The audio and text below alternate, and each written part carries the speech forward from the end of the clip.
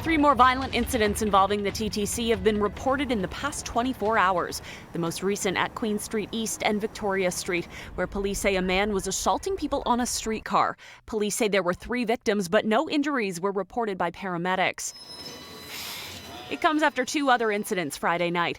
Toronto police say the first happened around 5:40 p.m. when a man was assaulted and robbed by a group of young people at Pape subway station. No injuries were reported.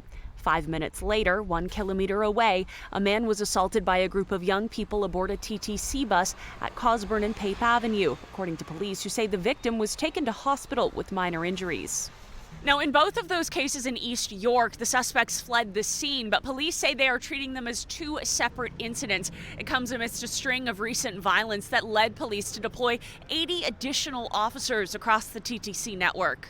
Does that make you feel any safer?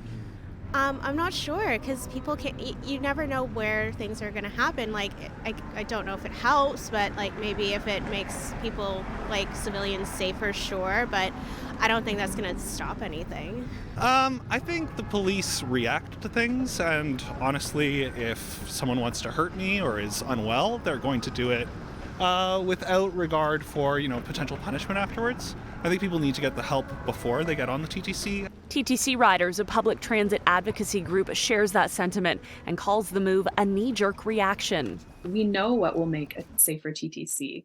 More frequent, accessible service so that we aren't waiting for longer periods late at night. More supportive staff on the system that create a friendly and welcoming TTC for everyone, create a more accessible TTC. And to build a safer city, we need investments in community supports. But she wants to be clear. We can't conflate people who are homeless, people who are experiencing mental health crisis with violence, because they're often vulnerable to violence. They are, seeking shelter in the TTC because there are no other public spaces to go. Meantime, Toronto police are also on the hunt for a suspect wanted for stabbing a 16-year-old boy on a TTC bus at Old Mill Station on Wednesday afternoon and have now released surveillance footage. The man is described as 5'10", 20 to 25 years old with black dreadlocks covering his forehead. The victim, meantime, was treated for non-life-threatening injuries and shared this video on TikTok with CityNews. This afternoon, a 16-year-old boy has been rushed to a trauma center after he was stabbed on board a bus. This happened at Bloor Street and Old Mill Trail near the Old Mill Station.